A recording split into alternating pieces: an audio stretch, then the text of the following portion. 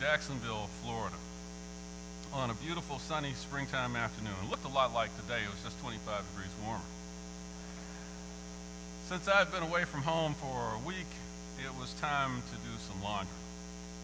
While waiting for my wash, I stopped by Starbucks to get a coffee, and when I walked in the door, the gentleman behind the cash register calls out to me. I tell him what I want, but he says,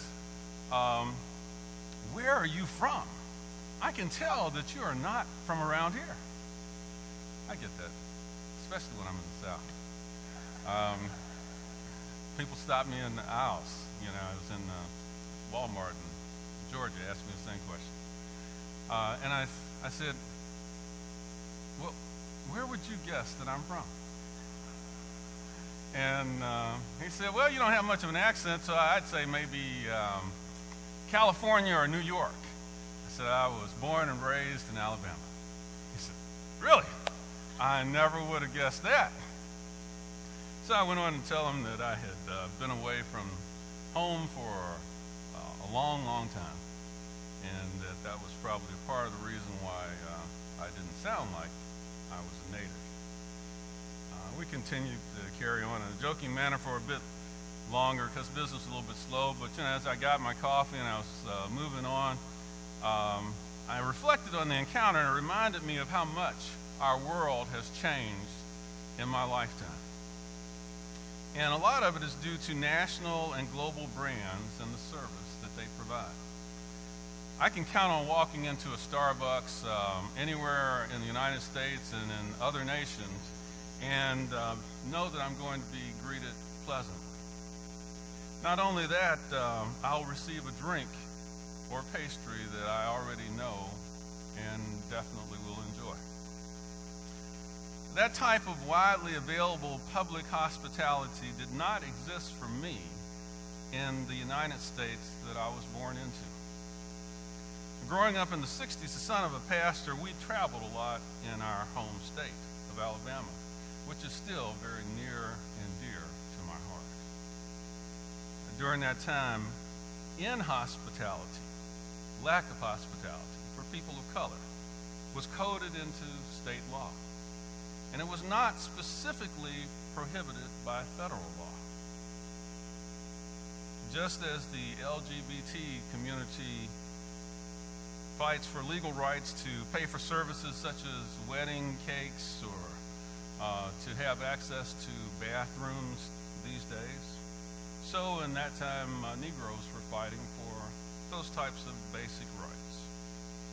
Prior to the segregation laws being struck down, there were rarely usable bathrooms for non-majority people in public places in the South. If you were traveling on the road,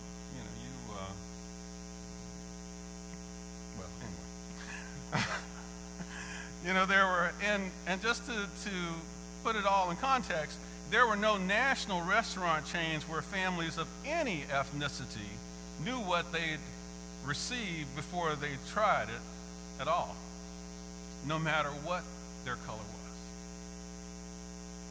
For instance, KFC, one of the first chains to go international, had only a few hundred stores during that period of time. If you divide it out, that tells you that there were fewer KFCs per state than we have in our city right now. McDonald's, a name that you now find throughout the world, didn't open near my home in Mobile until the late 60s.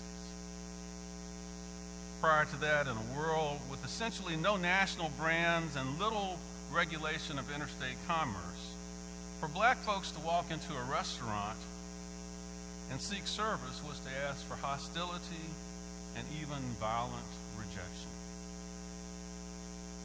If someone took it on themselves to chase you out and beat you down, there was no chance for justice.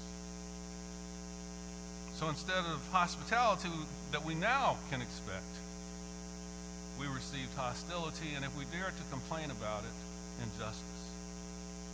Clearly, the world that we live in today is a far cry from the one that existed in my adolescence.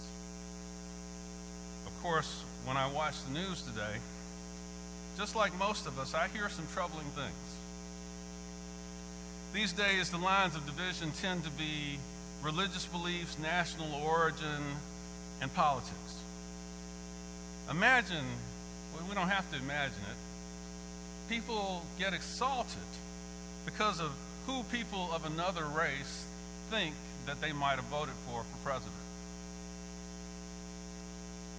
People on both sides are being violently assaulted by other citizens in political rallies because they dare to hold up a sign with opposing views.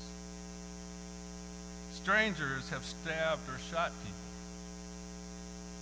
in our nation due to the color of their skin or their nation of origin, often making assumptions about where their citizenship was that was 180 degrees wrong. This random but often ethnically oriented violence reminds me of the way that it used to be when I grew up. It also tells me that the level of anger and hatred that some in our society harbor in their hearts is amazingly deep and incredibly implacable. Dylan Roof, I would guess, is a psychopath, has never expressed repentance for killing those black Christians at Mother Emanuel AME Church. Think of it. They died for both their race and their faith. He didn't want non-Christians, you know? Didn't want non-blacks. Had to check both of those boxes. I thank God that he is not typical. However, I do not delude myself into thinking that he is unique.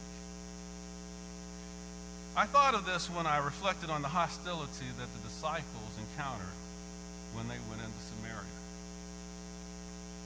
So, a lot of times we like to think that no one has ever experienced what we're experiencing before. But it's not the case. The disciples encountered this because they were preparing the way for Jesus while they were traveling through Samaria. The evangelist tells us that as Jesus reached a critical junction in his public ministry and focused on its completion, that the disciples were thrust into some unfamiliar situations. Luke writes, when the days drew near for him to be taken up, he set his face to go to Jerusalem. Now, Luke uses the term Exodus, which is translated in this text as to be taken up. And by this, he was referring to the events of the Easter weekend, where Jesus would be crucified for the sins of the world and resurrected by the power of God. He ultimately would ascend into glory, though that last part would be displaced by about 40 days from the resurrection.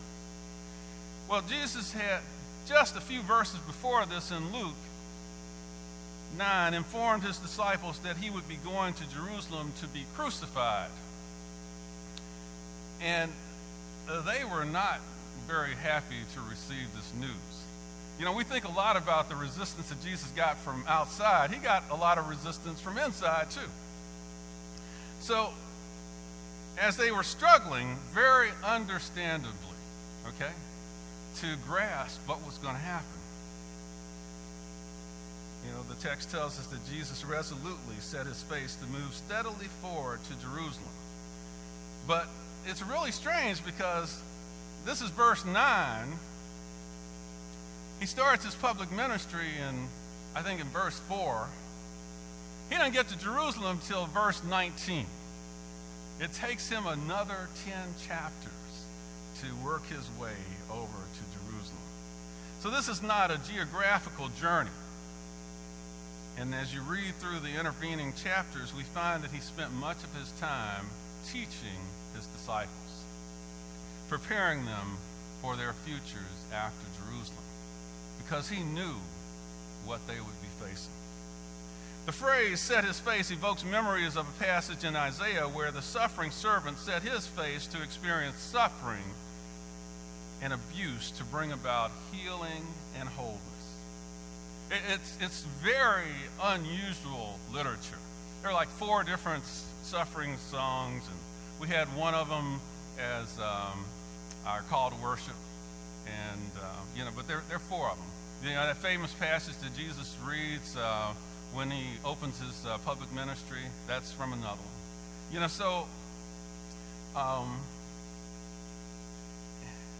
Into this world that had suffered destruction and desolation after being ravaged by violent conquerors, God sent, or would send, a suffering servant. The land was littered with ruins of previously prosperous cities. The economy was in ruins. Now, most of us that live in the Midwestern U.S. in 2017 don't have any way to really wrap our minds around the devastation. If you're a person who's been in a war zone, you might be able to relate to what it was like. But there would be shells of buildings, and lots of abandoned places. And where there once was a vibrant economy, it was in shatters. Now, we can relate somewhat to the economic turmoil and devastation. I'd like to pause for a moment. I worked for a number of years in Dayton, Ohio. First as an intern for GM in the late 70s, I think it was. And then later, I think maybe like 2007, 2008, I got back there as a pastor. And Dayton had just changed dramatically. My former employer, GM, had stared into the abyss of bankruptcy and literally had shed hundreds of thousands of employees across the United States and had shuttered many factories. The R&D center that I had walked to in the mornings was now a field of grass.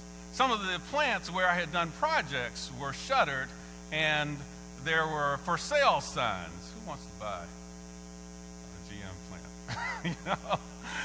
Were for sale signs standing sentinel at gates where tens of thousands of people used to stream through to go to work. This had caused a lot of devastation throughout the community.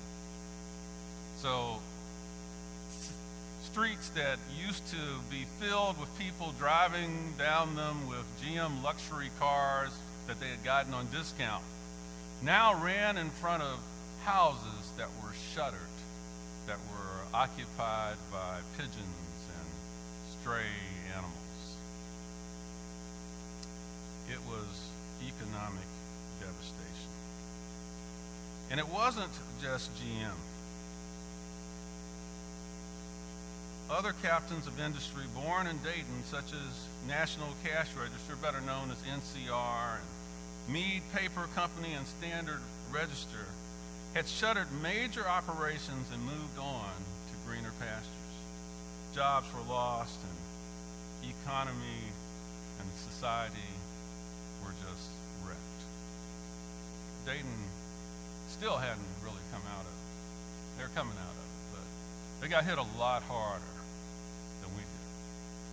Yeah, really did. In a way, it was analogous, if not as extreme, as the devastation in Israel, Samaria, and Judea at the time of the prophet Isaiah.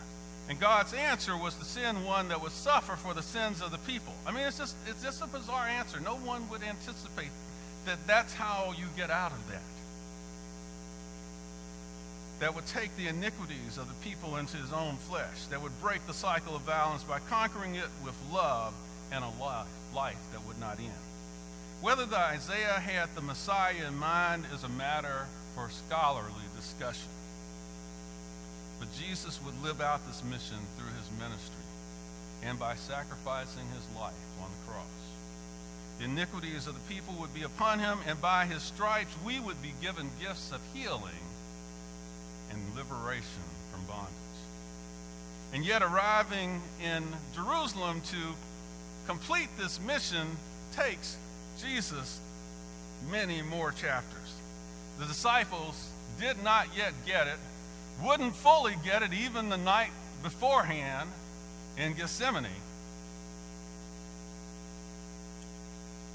And Jesus resolutely set his face to go to accomplish his gracious mission. And he sent messengers ahead of him. On their way, they entered a village of the Samaritans to make ready for him. Now, the Samaritans and the Jews were divided by religious belief. Okay? And there's no more passionate way to be divided than by religious belief. At one time, Samaria had been part of the United Kingdom. However, with the fall of the northern kingdom, when Samaria was overrun by foreign rulers and occupied by other people, religious practices had changed. Samaria had their own sacred place of worship at Mount Gerizim and traditions that trace back to Moses in the Old Testament. The Jews believed that the Samaritans had corrupted the faith because they once had all practiced the same faith, that they had corrupted the faith by intermingling customs and families with foreigners. They believed that Jerusalem's Temple Mount was the holy place where God lived in the temple. Over the years, great enmity had developed between the Samaritans and the Jews. The annual pilgrimages that people made from places like Galilee through Samaria to Jerusalem just rubbed salt into the wound. Some Jews from Galilee would go completely around Samaria, adding dozens of miles to their trip and days to their journey. Those that did pass through Samaria had nothing to do with the Samaritans. They wouldn't speak to them, they wouldn't associate with them, and the Samaritans were just happy with it that way. Even so, though, at times there was friction, and historians report that some bloody conflicts did erupt between them. However, Jesus probably saw the Samaritans as other sheep that belonged to the Good Shepherd. And Jesus knew that they also needed to hear the good news. He had recently commissioned the disciples to proclaim the good news and to heal the sick, and they had even been given power to cast out demons. So he sent them ahead into a village of Samaria that his path to Jerusalem was going to traverse. The disciples undoubtedly knew the long history. I mean, they've been doing these pilgrimages to Jerusalem, so they knew, we don't mix, we don't talk. They likely approached this mission with trepidation, but obediently, they did their best. And they went in there, they're extending themselves, and, they want to make arrangements for Jesus to come and find a house maybe where he could stay in. And that didn't go very well. All those decades of enmity, they didn't melt away when somebody showed up with a smiling face, talking about Jesus on this weird mission to go die on a cross in Jerusalem of all places. So the Samaritans did. Just an aside, I grew up in a pastor's house, and my mom grew up in inner Pittsburgh. And in Birmingham, somebody once broke in the house before I was born to try to do bad things to her. Okay? If my father wasn't home and somebody came to the parsonage door at night, rang that doorbell, and my mom didn't know who it was, you think that door opened? You think that we were passing out hospitality? Now, my father would go out at 1 a.m. in the middle of the night, the weird parts of the city, taking stuff to people that he didn't even know. Called the parsonage because they needed help. But my mom, bless her heart, who was still growing, and had 2 kids that she wanted to protect, as well as herself. That door was chained, and there was no hospitality there. Anyway. So, what's the point? The point is that, there's common sense and there's Christianity, and sometimes they don't seem like they line up pretty well. What my father was doing seemed pretty stupid, but it was the gospel. Okay? It was the gospel. And he was a smart man, and so I'm sure he knew when he was doing things that didn't So, returning to this, I already did one aside, so this is how I get in trouble at these asides. But anyway,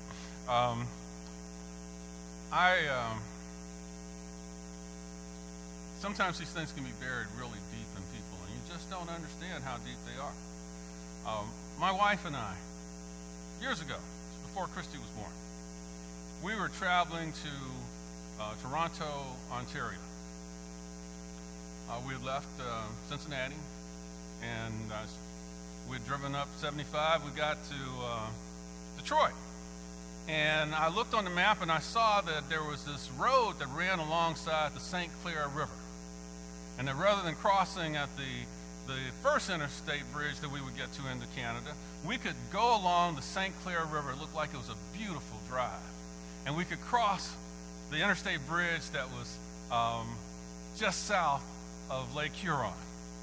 So it was a gorgeous day, like, today. And you could see these big ocean-going vehicles, sailing majestically down the St. Clair River.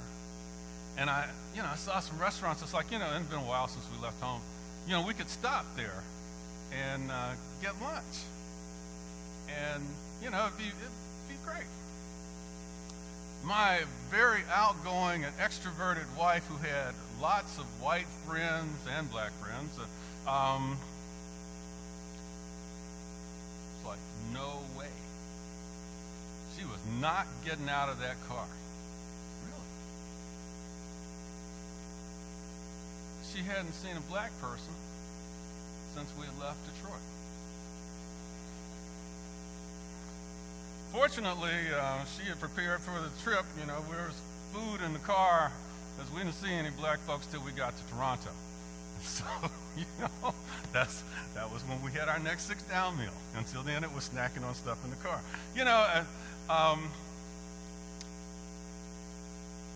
Fear of the other is almost hardwired into us. And fear of those who are different. And the random, ethnically oriented violence that we see on the news and rhetoric of some of our leaders and commentators reinforces and magnifies these fears. I don't know about any of you, but I've felt pretty tossed and turned over the last few months. And not all days have I felt that I was as Christian as I needed to be. Well, returning to Jesus and his disciples in Samaria on the road to Jerusalem, the messengers returned to the group with news of the rejection, the refusal of hospitality, when they had had the best of intentions. And when his disciples, James and John, saw it, they said, "Lord, do you want us to command fire to come down from heaven and consume them?" See, James and John were two of the primary leaders of the disciples. Disciples were Jesus' primary learners. The first Christian followers would be called on to lead the movement after Jesus was gone. And in this snippet, we see they struggled with biases and anger that so typify our human brokenness. The 12 had been empowered, like I mentioned earlier, in this chapter. And they had gone out and they had great success healing and casting out demons. And it was talked about throughout, Judea, all the way to Jerusalem, Galilee. People had heard about the great things that they were doing. So they're feeling, it's like, oh, we can do miraculous things. The other thing that's going on here is that the context behind this is that Jesus is going to the cross. He's told them that, he is the one, but Elijah, the one who was to go before Jesus, prophecy fulfilled by John the Baptist, has been beheaded. And so they're probably kind of thinking, okay, well, we need to step up. We need to be Elijah now. And, Elijah provided another model for faithful behavior. He was widely regarded as Israel's most powerful and greatest prophet. And so, they drew upon what Elijah had done when he, since they were the ones that now were going out to prepare the way for the Messiah. Well, Elijah had once used fire from heaven to consume the prophets of Baal. It's a great story. And it's a part of our scripture. And so, they were feeling like, okay, we understand that that's what Elijah did. We've got these people who are obviously not believers. We've given them their chance, and now it's time. The Bible teaches a lot of sacred lessons, and sometimes it's easier to hold on to the ones that appeal to our character flaws than it is to embrace ones that challenge us to stretch our ways. If it's something that, might seem a little iffy, but you got this text that, really justifies it, but it kind of stands against a whole lot of other texts, that's a good time to start praying real hard.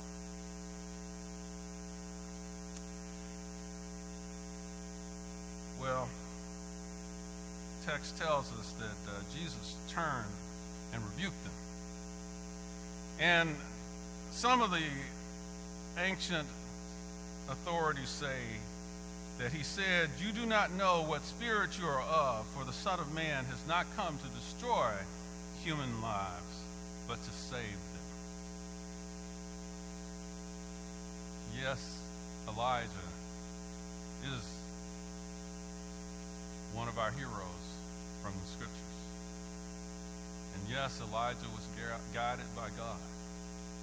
But Jesus' mission was Jesus' mission, and these were followers of Jesus.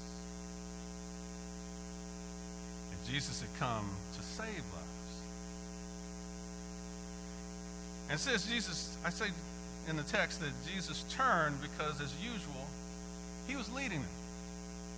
He was giving them an example. So in addition to teaching them through parables, he taught them through example.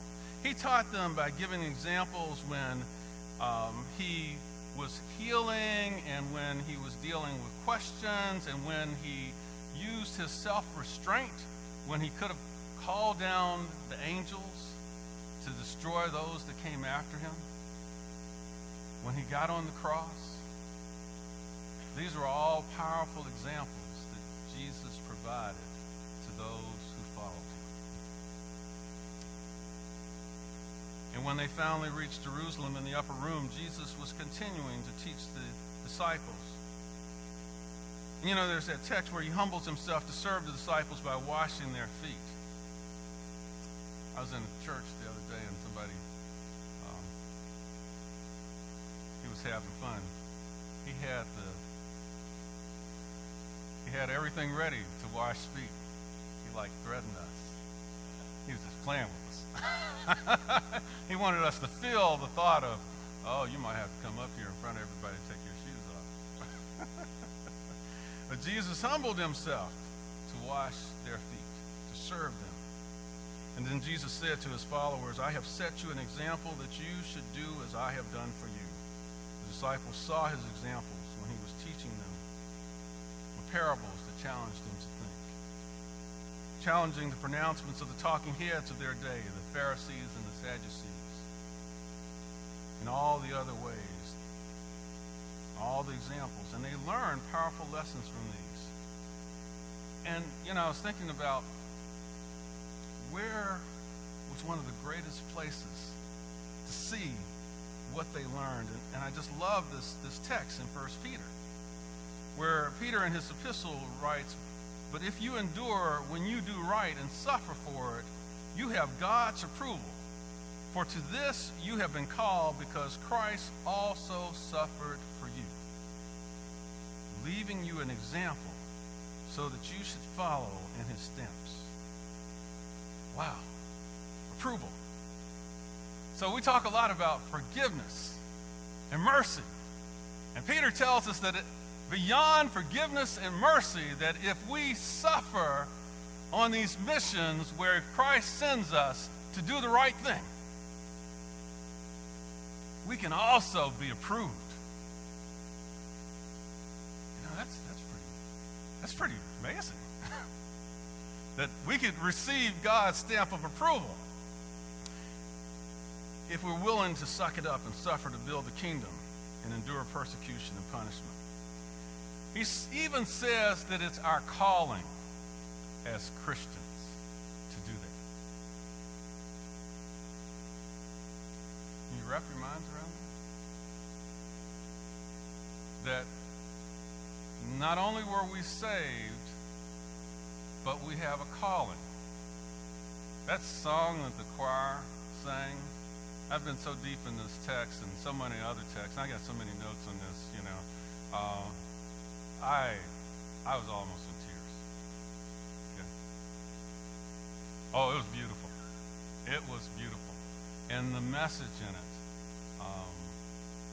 you know, it's our calling. We're called to be people of peace. We're called to be compassionate. It's our calling.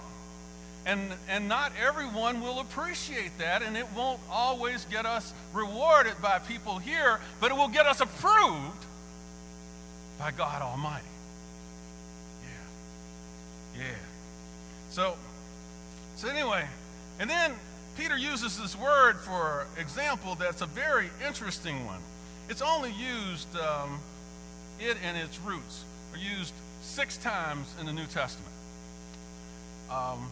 Hupogrammus. And what it means, you see that. It's got the Greek alphabet on it. And it's like what we had when we were in first grade. Something to allow us, they probably do it now when they're 4 years old or something like that. You know, they're doing addition and subtraction when they're 5, you know. So I'm sure that they back that up too. But anyway, it's how you learn to trace out the alphabet. Jesus is our Hupogrammus. That's what Peter says. That's also the word that Jesus used when he said to them after he washed their feet, after he served them, after he humbled himself, I have given you an example. These are the actions that we are to copy in our self-restraint, in our words of love, in our acts of service. When we encounter challenging situations, Jesus is our Hupogrammus. Okay? We want to trace out what Jesus did and what we did. Now I got to tell you, I don't know if I'm supposed to say this yet, but that's tough. I'll come back to that. Okay? You know, one of the other things I did that is breaking the rules is I got way too many graphics in here. Okay? And what that means is that I have to stay pretty much on script. Okay? You know, if you ever have, anyway, I don't know if I've ever done it to somebody. I probably have, but you know, you have, you know, volunteers that back there and they're doing their best, and you know, preacher starts going crazy, and you know, they're like, where am I supposed to be? So anyway, I got a witness. Earlier I mentioned how the world has changed over the last 50 years. Of course, courageous, nonviolent people of faith braved hostility and violence to open the doors of schools and universities, to gain entrance into voting booths, to access better employment opportunities, and to seize on hope for a better day. They used the power of nonviolent protests, which they adhere to despite vicious beatings. I am not here to tell you that nonviolence is the answer to every situation. Okay? That's not, so don't take that from my words. But if you look at societies where huge social change has happened with minimum, not no bloodshed, but with minimum bloodshed in the last 70 years, you'll find nonviolent protest at the center of it. Now, are there times when you need a strong defense and you need to reply with force? I would say yes. There's some others who would say no. You know, and we call them pacifists, and they don't get to carry weapons when they're, you know, in the service. But nonviolence is hugely important. And these were people of faith. And against the odds, you know, the situation that I described when I started, against those odds, only nonviolence would have worked to change that situation. And it didn't change it immediately. There were many people who were beaten. There were many people who died. There were churches that were bombed. Okay? It wasn't until that Sunday when it was broadcast into the living rooms across the United States, and Americans saw the nonviolent protesters standing there taking it. And Americans said, no, not in my country. And that's when it all came together and things started to change.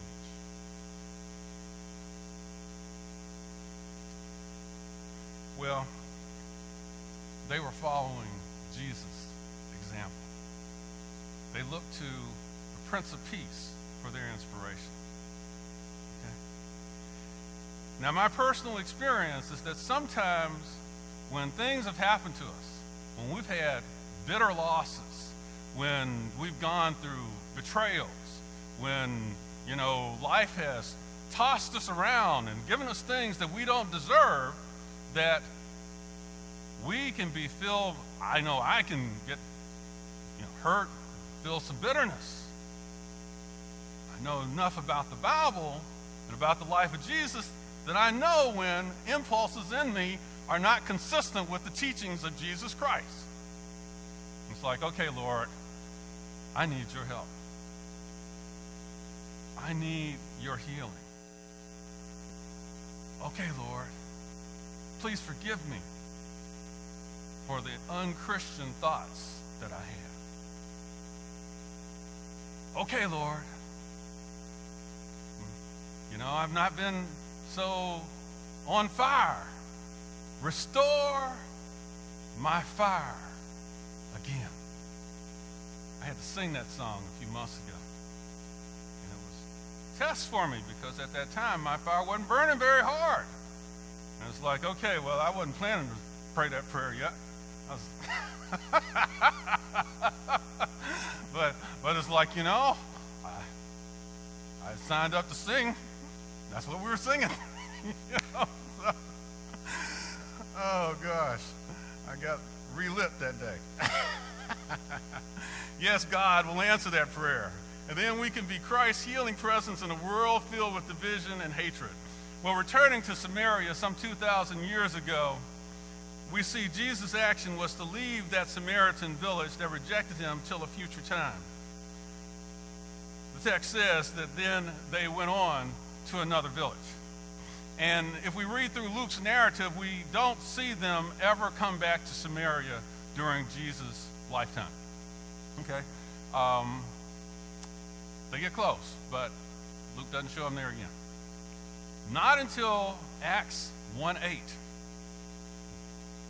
Does Luke bring us back, because Luke writes both Luke and Acts, of course, where he tells them that they will take the message to Jerusalem and Judea and Samaria. And then I think it's in the 8th chapter or so that some of the disciples go back. And this time they are transformed people. It's after Pentecost. They're filled with the Holy Spirit. They've seen what Jesus went through for them. They've seen the power of God that raised him back to life. And they go in with the good news of a Lord who's died for us all. Brothers and sisters, we all have our own personal Samarias. And sometimes Jesus will call us to go to those places. I just urge you to pray and ask for guidance and strength. And God will hear your prayer. And God will answer your prayer. And you will go forth as agents of peace